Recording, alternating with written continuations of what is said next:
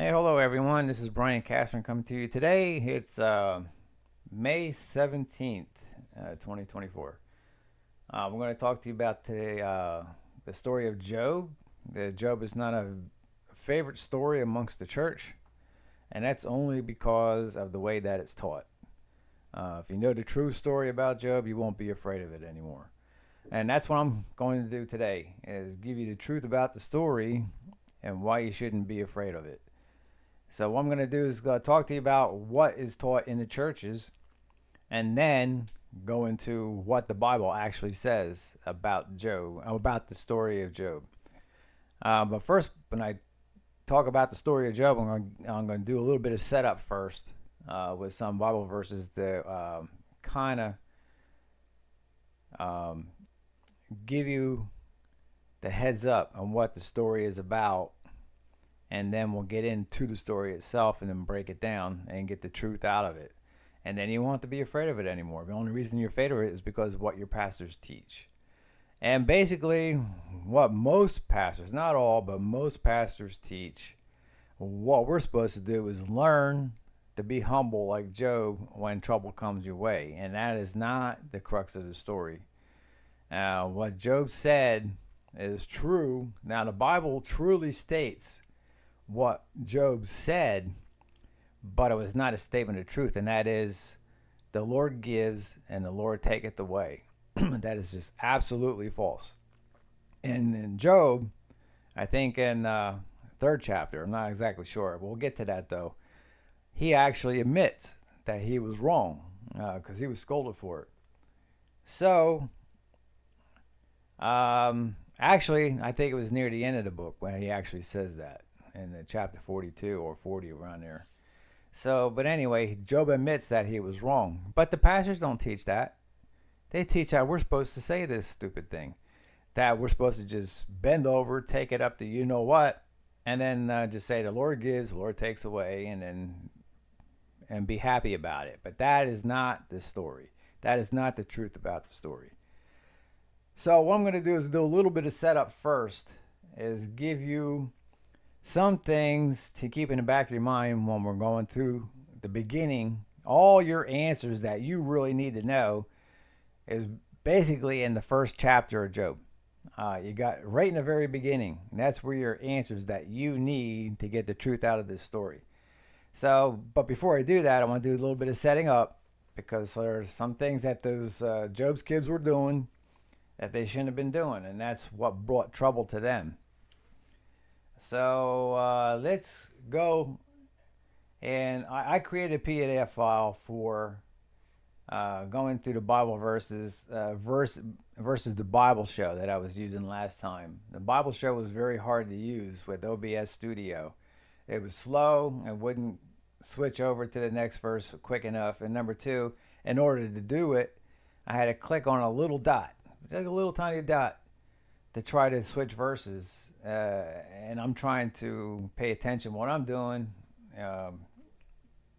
and reading the Bible verses and trying to not move the mouse away from that little spot, which it's impossible to do. So anyway, it's much easier to read from a PDF file with big letters. I'm going to be reading from, I'm using the translation, the early English Standard Version, if you want to look it up and try to follow along. But anyway, it's the story of the Job. I got picked out some verses first to talk about cursing God. That is not a good idea. So let's switch over. I'm not trying to dupe anybody by creating a PDF file. It's just that these are just copied so I can make things easier to do this in OBS Studio. So anyway, let's switch it over to my other monitor, and then we're going to get into why it's not a good idea to curse God. And then we're going to read from Leviticus 22, verse 1 and verse 2. It says, the Lord said to Moses, tell Aaron and his sons. Aaron is Moses' brother. Tell Aaron and his sons to treat with respect the sacred offerings the Israelites consecrate to me, so they will not profane my holy name. I am the Lord. As a warning. And here's another warning. Leviticus 22:31-32 says, "Keep my commands and follow them. I am the Lord. Do not profane my holy name, for I must be acknowledged as holy by the Israelites. I am the Lord who made you holy." Now there are consequences if you don't listen and you don't be obedient. And we're going to get into that right now. It's kind of a little bit of a story, just a short story, but it's a few verses. We're going to read Leviticus, and my mouse is flipping out here a little bit. We're going to read from Leviticus 24, verse 10. And there's punishment for blaspheming and cursing God. And we're going to find out what that is. And it says, "Now an Israelite woman's son, whose father was an Egyptian, went out among the people of Israel, and the Israelite woman's son and a man of Israel fought in the camp. And the Israelite woman's son blasphemed the name and cursed. Then they brought him to Moses. His mother's name was Shelemith. I'm not sure how you say it, but I'm going to do the best I can. The daughter of Debri, or Debri, of the tribe of Dan. And they put him in custody till the will of the Lord should be clear to them. Then the Lord spoke to Moses, saying, Bring out of the camp the one who cursed, and let all who heard him lay their hands on his head, and let all the congregation stone him. And speak to the people of Israel, saying, Whoever curses his God shall bear his sin. Whoever blasphemes the name of the Lord shall surely be put to death. All the congregation shall stone him, the sojourner as well as the native, when he blasphemes the name, shall be put to death." So, I would highly suggest, if you're cursing God or blaspheming his name, and blasphemy means basically disrespecting his name or using it in a way that you shouldn't be using it. Or also accusing God of doing something that he didn't do. That's another form of blasphemy. So, but anyway, death is the punishment for cursing God. And that's why I read those verses to you, to give you a little bit of setup of the story of Job. Now, another little problem that Job had. Job was hoping he was doing the right thing, but he deep down in his heart knew that it really wasn't going to work. He had hoped it would work, was give a sacrifice each and every day. He would sacrifice, I don't know if it was a goat, a bull, a lamb, I don't know what he sacrificed, it doesn't say. But he did a daily sacrifice to offer up to God to eliminate the sins of his children. And of course it didn't work. It was never intended to work that way. And I'm going to read some verses to you here where it actually talks about the sacrifices. And what they were for was really to deter people from sinning instead of sinning and trying to pay for that. And that's what the Jews did. They corrupted the system. They corrupted the whole thing by turning it into like a payment or a barter system for sins. And that just wasn't going to work. So, but anyway, let's get into 1 Samuel 15:22. And there's a few verses here to read. Well, actually one there. It says, And Samuel said, Has the Lord as great delight in burnt offerings and sacrifices as in obeying the voice of the Lord? Behold, to obey is better than to sacrifice, to listen to the fat of rams. So, this is key. It is better to obey than to offer up sacrifices. In Psalms 51:16, it says, For you will not delight in sacrifice, or I would give it. And will you not be pleased with the burnt offering? The sacrifices of God are a broken spirit, a broken and contrite heart. Oh God, you will not despise. You will not despise. So the contrite heart means what I just told you is that they were using it as a border system. Their heart was into sinning so much that they're willing to give up their sacrifices to try to eliminate their sins, but that's just not going to work. And Hosea 6:6. There's two different translations here, and the reason I have that, the other one's the Tanakh, and then the other one's English Standard. English Standard Version. But we're going to read the English Standard Version first. It says in Hosea 6:6, I'd rather for you to be faithful and to know me than to offer sacrifices. Let's read it from the Tanakh. It kind of nails it a little bit better. It says, for I desire goodness, not sacrifice, obedience to God rather than burnt offerings. So, actually, let's just get into Hebrews 10:4. It talks about sacrifices again. It doesn't mention a sacrifice, but that's what this is all about. The blood of bulls and goats is to take away sins. It won't work. It says, for it is impossible for the blood of bulls and goats to take away sins. And that's what Job was trying to do in chapter 1. He was trying to take away the sins of his children, and it won't work. And he hoped it would work, but he had a deep down feeling that it wasn't going to. All right. Now we're going to read in Hebrews 10:8-9. This is the New Living Translation. Christ said, you did not want animal sacrifices or grain offerings or animals burned on the altar or other offerings for sin, nor were you pleased with them, though they are required by the law of Moses.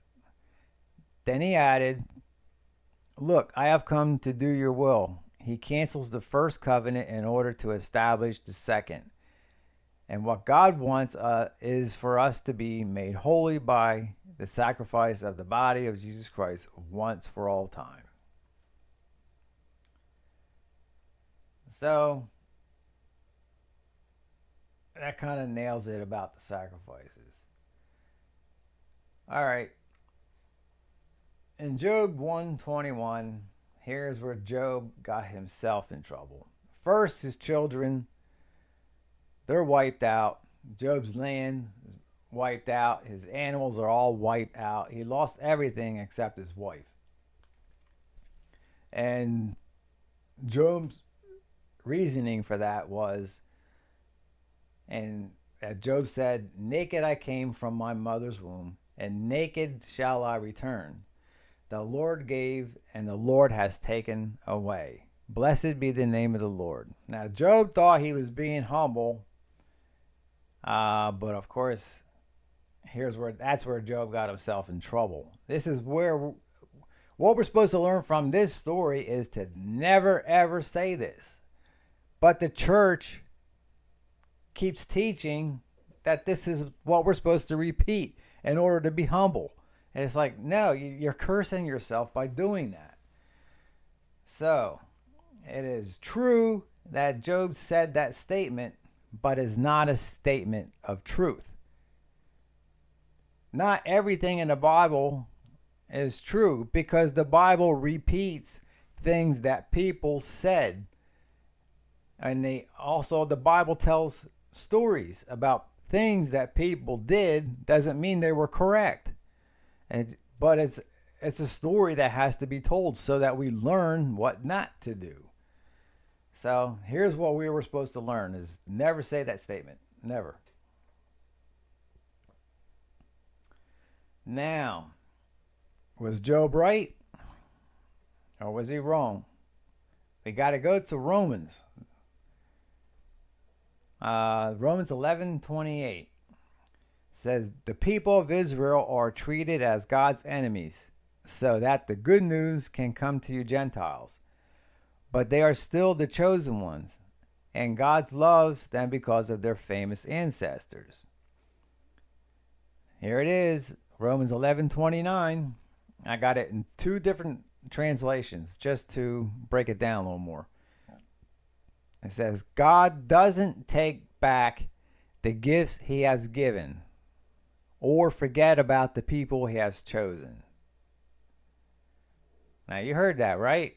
This is in the New Testament in Romans. God does not take back the gifts he has given or forget about the people he has chosen. So was Job right? I don't think so.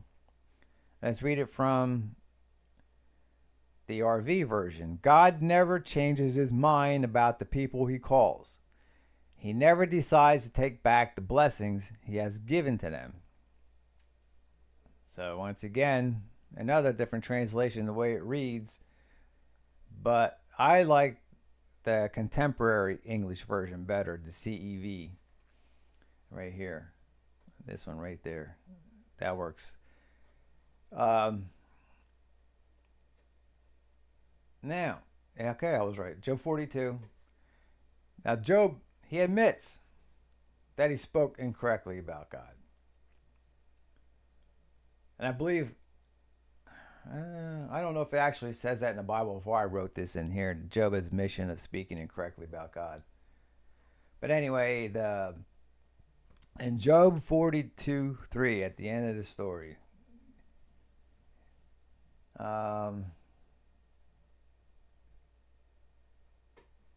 I think this is Job speaking right here. It says, you asked, who is this that obscures my plans without knowledge? Surely I spoke of things I did not understand, things too wonderful for me to know. Yep, so Job didn't understand what was going on. Now it says, now we're in Job 42. After the Lord had spoken these words to Job, the Lord said to Eliphaz and Temanite, my anger burns against you and against your two friends, for you have not spoken of me what is right, as my servant Job has. Now, they're not talking about that statement that Job said. I mean, there's a lot that happened between chapters 1 and chapter 42. So this is what it's referring to there. But the thing that Job said about the blessings of God, and that he takes them, but once you get them, he takes them away. That's just incorrect. It says, my anger burns against you and against your two friends, for you have not spoken of me what is right, as my servant Job has. Now, therefore, take 7 bulls and 7 rams and go to my servant Job and offer up a burnt offering for yourselves, and my servant Job shall pray for you. For I will accept his prayer not to deal with you according to your folly. For you have not spoken of me what is right, as my servant Job has. Okay. Now, like I said, from Job 1, or actually Job 2 up to here, there's a lot of things that Job corrected along the way. And that's what they're referring to there. So Eliphaz and Temanite and Bildad and Shuhite and Zophar and Nemanite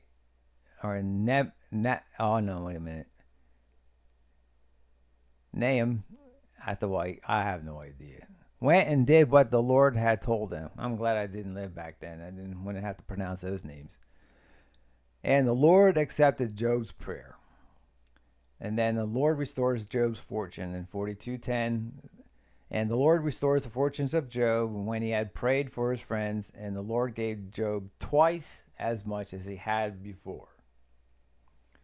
So when this was all over and everything was done and over with, Job continued on, had 10 more kids.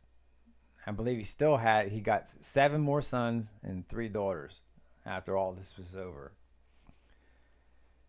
Now, the title here says Job's admission of fearing it would happen. I put that there for sure. In Job 3:25, for the thing that I fear comes upon me, and what I dread befalls me. I am not at ease, nor am I quiet. I have no rest, but trouble comes. Now, there's some teachings I've heard where pastors say fear was the problem that Job had, and why these things came on Job was because of fear. It's not talking. We, as Christians, we are not supposed to live in fear, because fear can bring upon things to you spiritually and physically if you live in fear all the time. This is not the kind of fear that Job had. The kind of fear that Job had was, let's say you're driving down the road 85 miles an hour. You see a speed limit sign, and it says it's 55. You might not get afraid, but you have that fear in the back of your mind. You know you're doing wrong, and you're just afraid of getting caught. And you know eventually, if you keep it up, you will get caught. All right, that's the kind of fear that Job had. He was afraid that happened to his kids would happen. He had hoped it wouldn't, but the fear, he knew it was going to happen. He was in denial, but he was afraid of that exact same thing was going to happen. Now, let's see. The crux of the whole story. I want to do that now. I want to do that at the end. Well, let's do it now, and I'll come back to it again probably. I'm going to go to Job 2. Again, there was a day when the sons of God came to present themselves before the Lord, and Satan also came among them to present himself before the Lord. And the Lord said to Satan, "From where have you come?" Satan answered the Lord and said, "From going to and fro on the earth, and from walking up and down on it." Now, this is not just one instance. This is what Satan has been doing from day one. And he's still doing it today. Folks, Satan is not in hell right now. He's going back and forth from heaven to earth, heaven to earth, heaven to earth. All back and forth, I should say earth to heaven, earth to heaven. But anyway, that's how it's been working from day one all the way up till now, and this will happen until Satan is finally thrown out of heaven. In Revelation 12, it talks about being thrown down to the earth and then being thrown out of heaven. That story, Revelation 12, is taught wrong as well. First, it starts off in the beginning of time when Satan was thrown down to earth. And ever since he's been thrown down to earth, he's been able to go back and forth between the two. And the reason he does it, he comes accusing people of sinning. So let's just shorten it up. I'm not going to go through all the sins, but he's the accuser. He's a stealer. He's a liar. He's a thief. And he's going to be willing to do anything to destroy God's people. So, in the story of Job, it's no different. This should give you an idea on how things work. Now let's go to Job 2:3. And the Lord said to Satan, "Have you considered my servant Job, that there is none like him on the earth, a blameless and upright man who fears God and turns away from evil? He still holds fast his integrity, although you incited me against him to destroy him without reason." Then Satan answered the Lord and said, "Skin for skin, all that a man has, he will give for his life." Now here, verse 5, this is what this story is about. "But stretch out your hand and touch his bone and his flesh, and he will curse you to your face." And the Lord said to Satan, "Behold, he is in your hand, only spare his life." So Satan went out from the presence of the Lord and struck Job with loathsome sores from the sole of his foot to the crown of his head. And he took a piece of broken pottery with which to scrape himself while he sat in the ashes. Then his wife said to him, "Do you still hold fast your integrity? Curse God and die." And now, where was she all along this? Now, if she knew that the punishment for cursing God was death, where was she when her kids were doing that the whole time? How many years did they do that? 20, 30 years? I mean, they had their own houses, and they were on Job's land because they were all farmers. So where was she in all this? She wasn't any help either. And now she's telling Job to curse God and die. So what? So she can be all by herself? I mean, she must have been a piece of work. So anyway, but he said to her, "You speak as one of the foolish women would speak." Yeah, exactly. Shall we receive good from God, and shall we not receive evil? All in this, Job did not sin with his lips. It's very important here, because it's taught in the church that Job did not sin. That's not true. And this is about cursing God. Job did not curse God. Okay? Job was not perfect. So, the end of the story, basically, when Satan comes to accuse anyone of sinning, this is a rule that you should live by. When Satan comes to accuse anyone of sinning, to seek out who he can destroy, don't let it be that God says, you, or me. I got to remember this too as well. So I'm not picking on anybody. But it's a rule I live by, and it's a rule we all need to live by. The church has to live by this. They have to understand this. That's what we were supposed to learn with this story. So Satan comes to accuse. God can say yay or nay. It's up to him to choose when the punishment comes. And then God doesn't do it. Satan does it. It takes down the fence, the hedge around your area, your space, your property, whatever you want to call it. And when that comes down, then Satan can do what he wants. But as long as we're being obedient, we keep that hedge up. We have God's protection. So we're going to get into now Job chapter 1, right in the beginning. I'm going to read out the English Standard Version. And here's the story about the beginning with his kids still alive. We're going to find out where the mistakes are. There was a man in the land of Uz whose name was Job, and that man was blameless and upright. Well, as far as cursing God, because that's what the story is about. I'm sure he wasn't perfect. One who feared God and turned away from evil. All right, so remember that Job turned away from evil, but his kids didn't. There were born to him 7 sons and 3 daughters.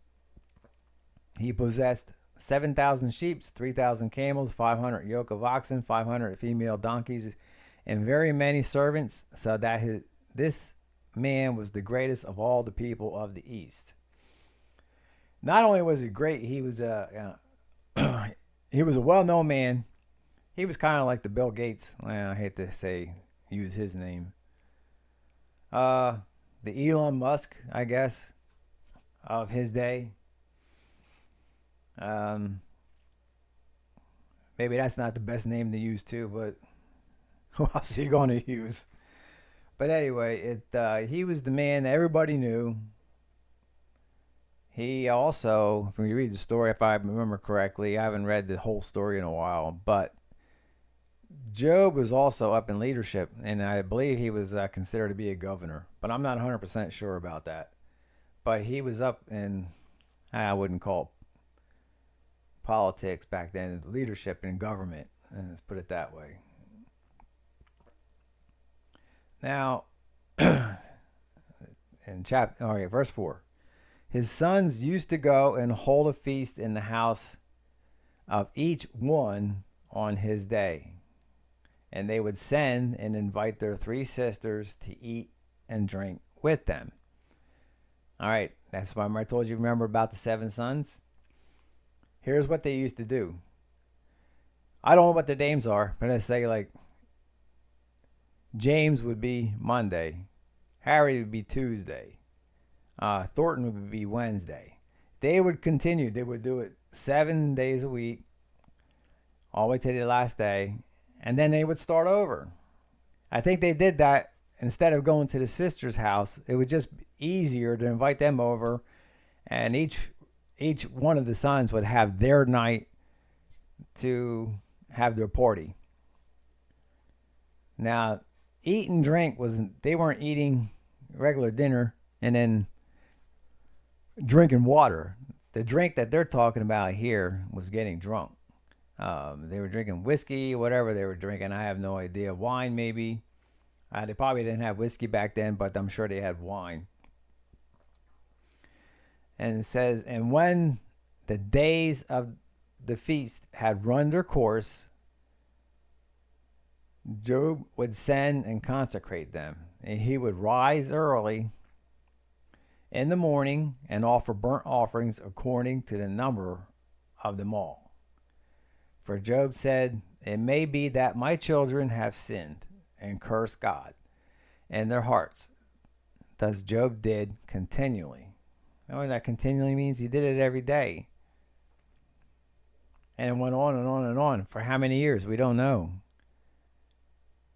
Now, in this story, it was kind of weird is he sent for his kids to come to the burnt offering for the sacrifice.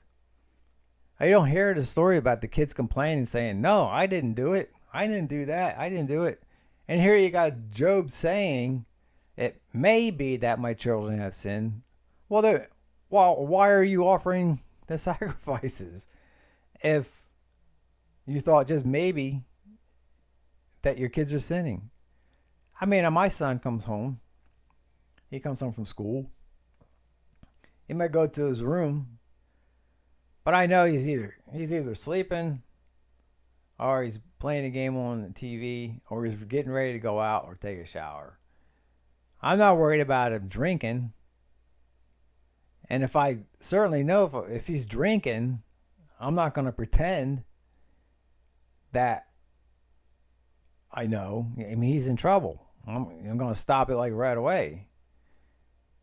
But Job did not do that. He just, yeah, of course, that the kids didn't live with Job, but they were on the same property. I mean, tell me you don't think that Job was like sneaking around at night. He had to know. He had to be going up to their houses and listening to what they're doing, what they're saying, how they're behaving. He knew.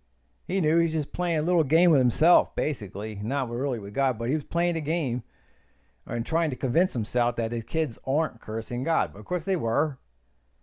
Because they were showing up every day for these burnt offerings and sacrifices offered up to God to take away their sins, and nobody's complaining about it. So now Satan's allowed to test. There we go. Test Job. And it's not even really a test. He wanted to kill Job, but God said no.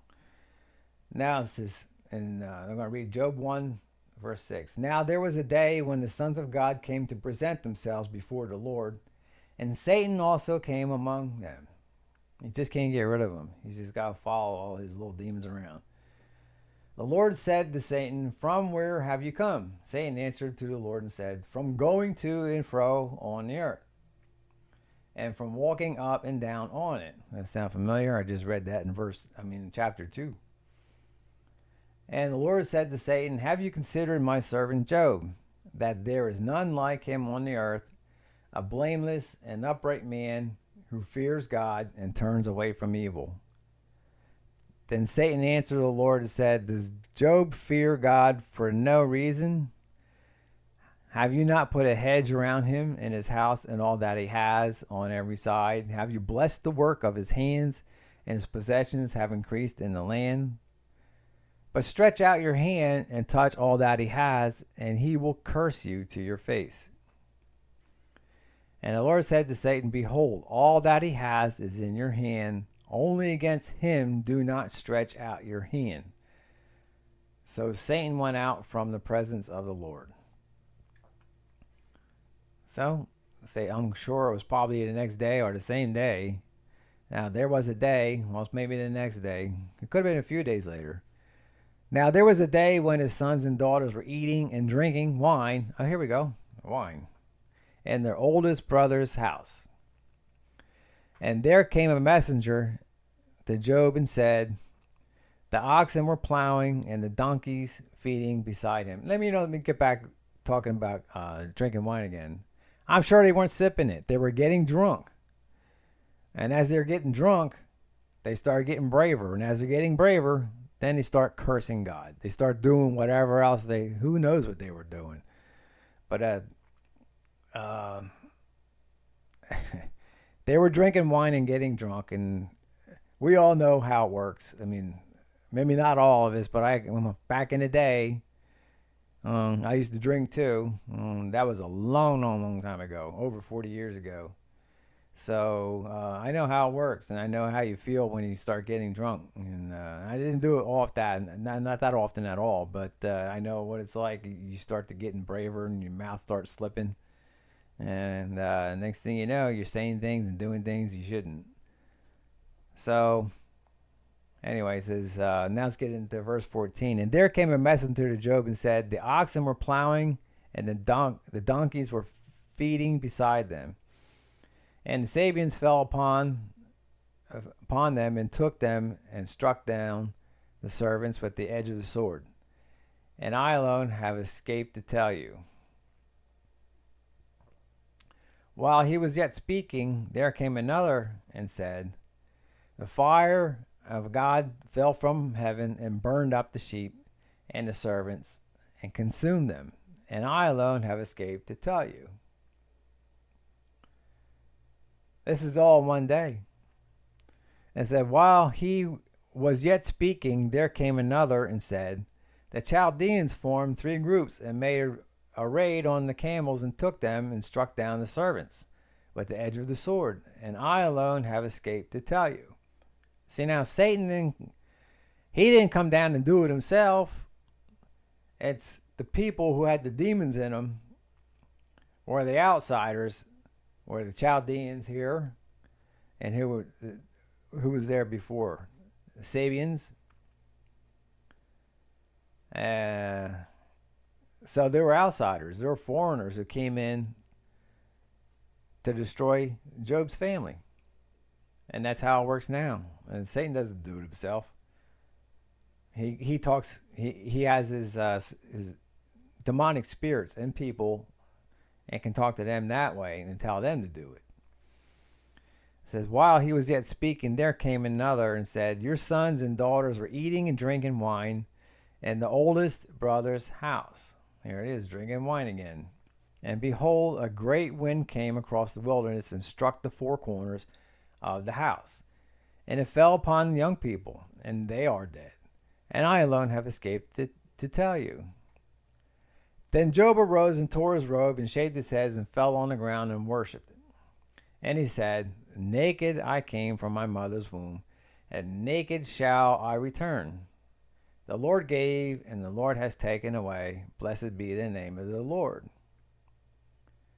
And it says, in all this, Job did not sin or charge God with wrong.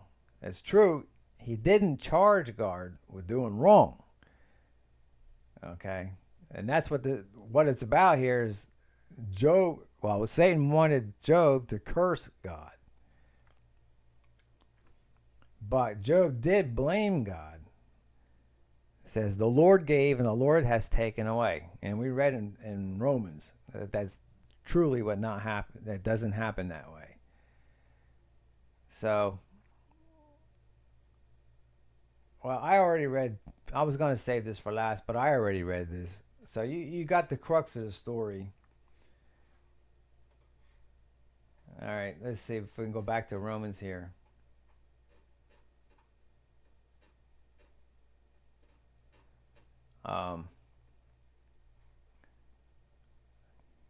Okay, so you saw what Job said. In Romans 11:29, God doesn't take back the gifts he has given or forget about the people he has chosen. So, when you're being taught in church, tell your pastor. Tell him to watch his video. You write this stuff down. You mark your Bible. Do whatever you got to do. You correct him. And if he doesn't want to be corrected, get rid of him. Because he's causing the church, you, to ruin your blessings. God can't bless you when you're accusing God of doing things he's not doing. So my concern is not so much for the pastors. My concern is for you. I want the church to thrive and survive. And a lot of these pastors are just killing it.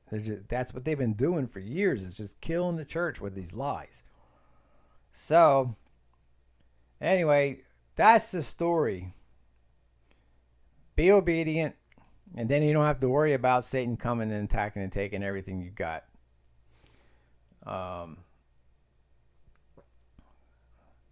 I think I'm going to end it here for now. And I'm not sure exactly what I'm going to do for video, then my next video or my next teaching. But if you have any comments, please leave good comments.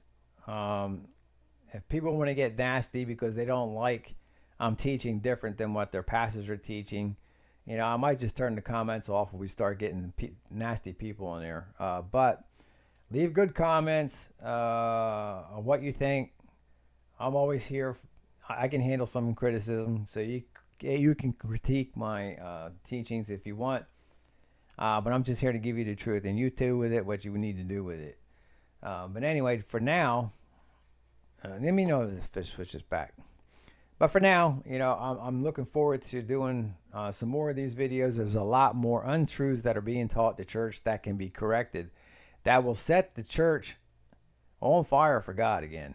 I believe I am here. One of my goals, I think I mentioned last time, I'm not sure if I did or not, that one of my goals is to get rid of the denominational church. And it should never be. We should all be able to get together and discuss God in the same way as another church talks about God. We should all be in agreement with everything. We shouldn't be all divided, and that's what the denominational church represents, a dividing of the church, and it should never be. So we're going to start with that story of Job, because that is not only a division, that is just downright blasphemy, and that is just downright the untruth, and it's cursing the church. Don't curse yourselves. Stop saying that stupid statement that Job said. He got himself in trouble. Because as soon as he said that statement that God gives and God takes away, now he's blaming God for doing it. He's blaming God for doing the things that Satan did. And Satan couldn't have done it if they were obedient. So, and after that, now Job he's getting boils on his body all over.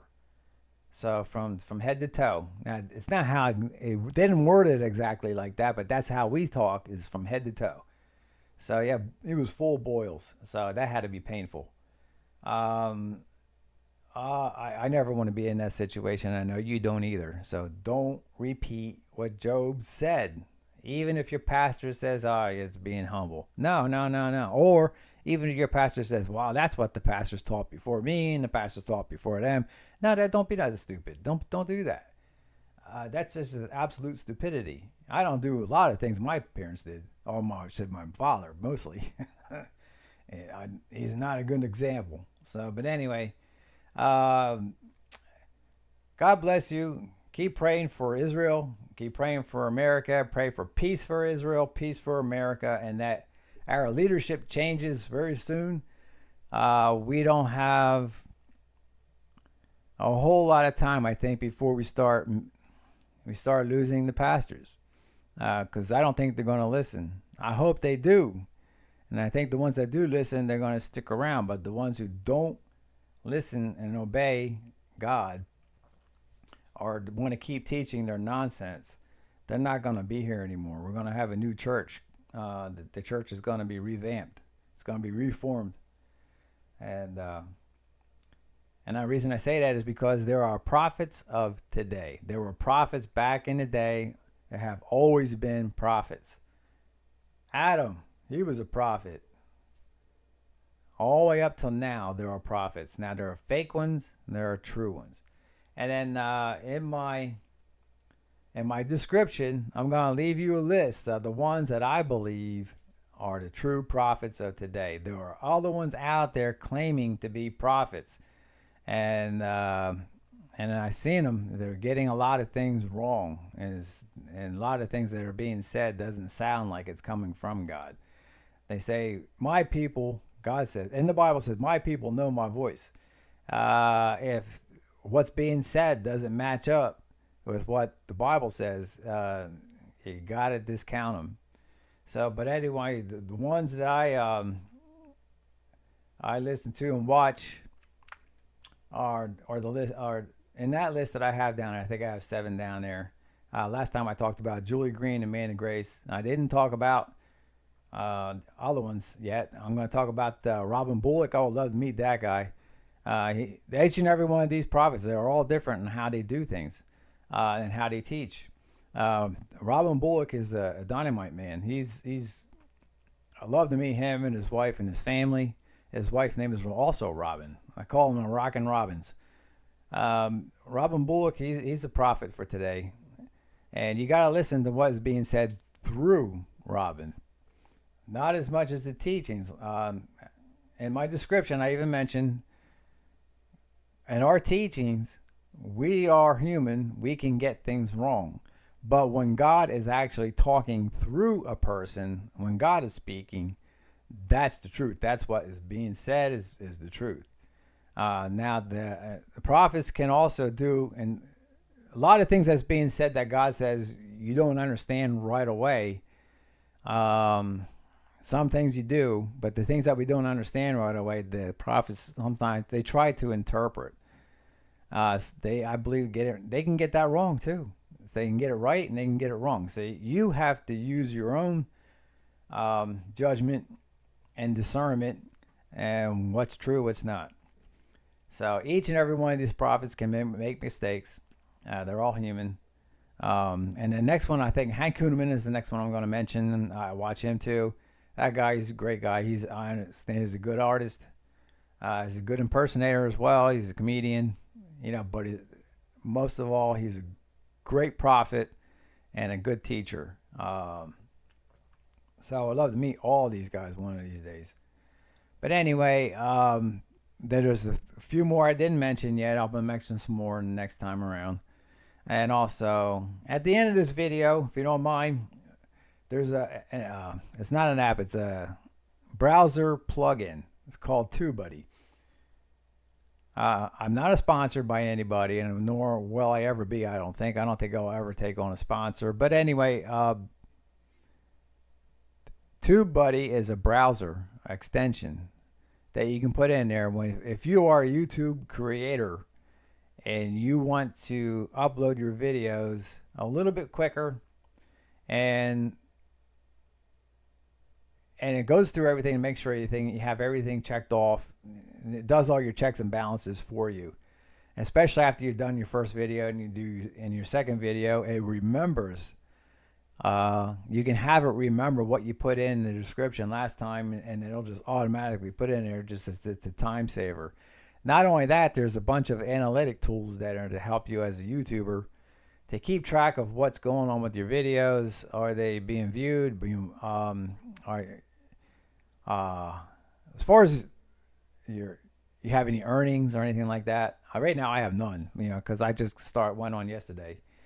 So, but anyway, TubeBuddy, if you don't mind checking out the browser extension, they have a free version. You can put that in your browser, check it out, see if it works for you. If you want the additional tools, you can do an upgrade, and you can purchase the upgrade, and then that might work for you as well. But that's all the decision you have to make, what's best for you. So, but if you're right, that's only a 90-second video.